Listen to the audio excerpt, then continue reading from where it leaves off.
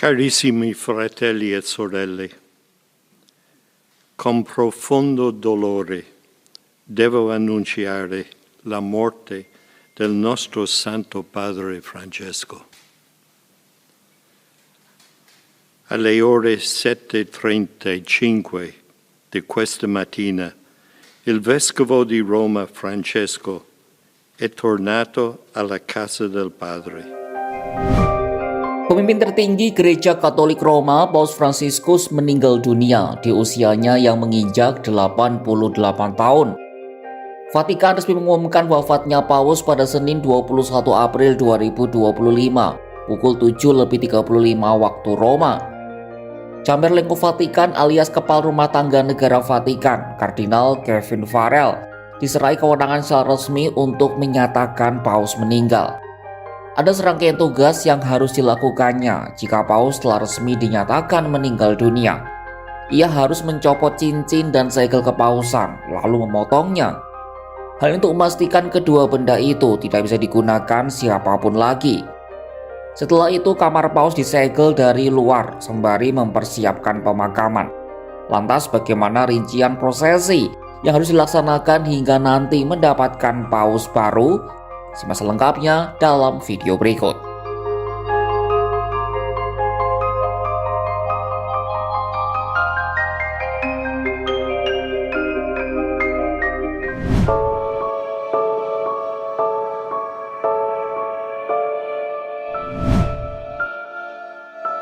Begitu Paus berpulang, Vatikan memasuki masa sede vacante, yang secara harfiah bermakna kursi telah kosong. Dalam konteks pemilihan Paus, artinya adalah pemimpin sudah tidak ada. Selama Paus belum diganti, tugas-tugas administrasi diemban sementara oleh Camerlengo alias Kepala Rumah Tangga Negara Vatikan. Tugasnya murni memastikan tidak ada pekerjaan yang terbengkalai. Gereja mau bagaimanapun harus tetap berjalan meski pemimpinnya telah tiada. Camerlengo tidak diperkenankan membuat keputusan penting dan hanya keputusan harian. Lalu sepekan setelah Paus dimakamkan, anggota Dewan Kardinal akan berkumpul di Kapel Sistina. Di sanalah mereka menggelar proses yang dikenal sebagai konklav. Konklav adalah forum tempat para kardinal memilih salah satu di antara mereka untuk menjadi Paus selanjutnya. Tidak semua kardinal bisa mengikuti konklav, hanya kardinal berusia maksimum 80 tahun yang boleh ikut. Uskup Agung Jakarta Kardinal Ignatius Suharyo termasuk dalam salah satu yang akan mengikuti konklav tersebut. Per 20 April 2025 terdapat 135 kardinal elektor dari 252 kardinal yang masih hidup. Dari 135 kardinal itu, sebanyak 108 kardinal dipilih oleh mendiang Fransiskus. Terdapat 53 kardinal dari Eropa, 20 kardinal dari Amerika Utara, 19 kardinal dari Afrika, 23 kardinal dari Asia, 4 kardinal dari Oseania, dan 17 kardinal dari Amerika Selatan. Selanjutnya, para kardinal elektor akan berkumpul dalam ruang konklav sampai Paus baru terpilih. Apabila sudah terpilih, Ketua Dewan Kardinal yang kini dijabat oleh Kardinal Giovanni Battista Re akan menanyai gelar apa yang akan dipilih oleh Paus baru itu. Gelar ini diambil dari nama Santo alias orang suci dalam tradisi Katolik. Jika nama sudah diputuskan, Paus akan dijubai. Setelahnya Kardinal Diakon yang kini dijabat oleh Renato Raffaele Martino akan ke balkon Basilika Santo Petrus dan meneriakkan dua kata yang sangat ditunggu oleh umat Katolik sedunia, Habemus Papam. Istilah itu artinya kita punya Paus. Siapapun kelak yang terpilih akan segera diantar dari ruang konklav ke Sala delle Lacrime atau ruangan air mata. Di sana Paus yang baru terpilih akan merenungi tanggung jawab barunya. Setelahnya Paus akan diperkenalkan secara resmi di depan publik dan memberi berkat kepada segenap umat yang hadir.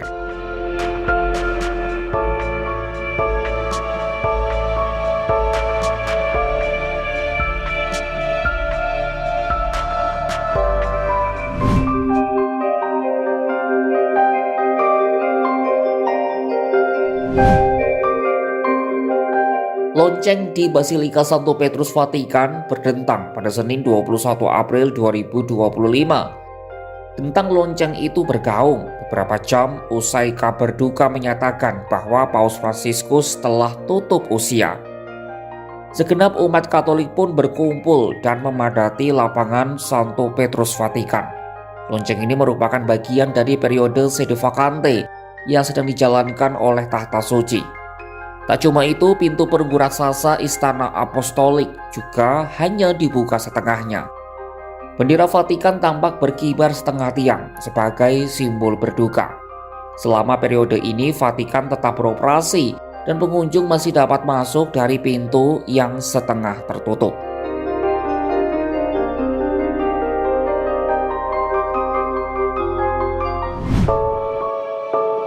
Paus Fransiskus meninggal sehari setelah tampil di lapangan Santo Petrus pada Minggu 20 April 2025 dalam perayaan Paskah bersama umat Katolik di Vatikan.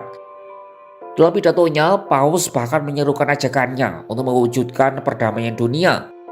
Ia juga menyerukan gencatan senjata untuk perang sedang berlangsung, termasuk Rusia-Ukraina dan Perang Gaza. Kepergian Paus menjadi duka mendalam bagi seluruh dunia, terutama umat Katolik. Paus Fransiskus merupakan sosok yang dikenal dengan kerendahan hati dan kesederhanaannya. Ia juga merupakan sosok yang berkomitmen pada keadilan sosial. Paus juga telah meminta agar upacara pemakaman digelar sederhana. Tak seperti paus-paus sebelumnya, Paus Fransiskus akan dimakamkan di luar Vatikan. Hal ini mengikuti keinginan pribadinya. Mendiang memilih untuk dimakamkan di Basilika Santa Maria Maggiore di Roma, alih-alih di Basilika Santo Petrus Vatikan. Sosok pemimpin umat Katolik ini lebih memilih gereja bersejarah ini karena baginya gereja itu memiliki ruang khusus di hatinya, sehingga dipilih sebagai tempat peristirahatan terakhirnya.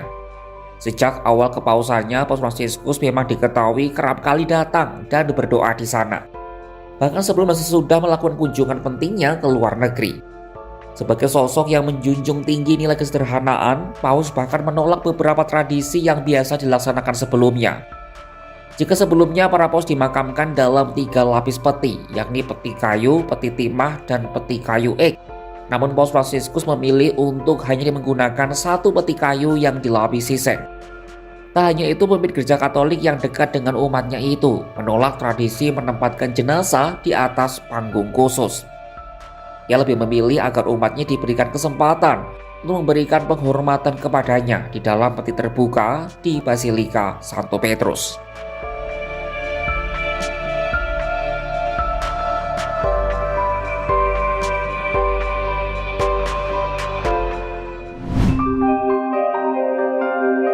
Umat Katolik berduka dengan kepergian sang pemimpin Paus Fransiskus. Namun selayaknya tradisi yang sudah melekat selama ribuan tahun, gereja harus tetap berjalan dan paus baru harus dipilih. Setelah masa sede vacante berakhir, Vatikan akan mengadakan konklav, sebuah prosesi sakral untuk menentukan paus berikutnya. Siapakah kelak yang akan terpilih menjadi pemimpin baru Katolik Roma? Saksikan perkembangannya hanya di kanal YouTube Kompas.com.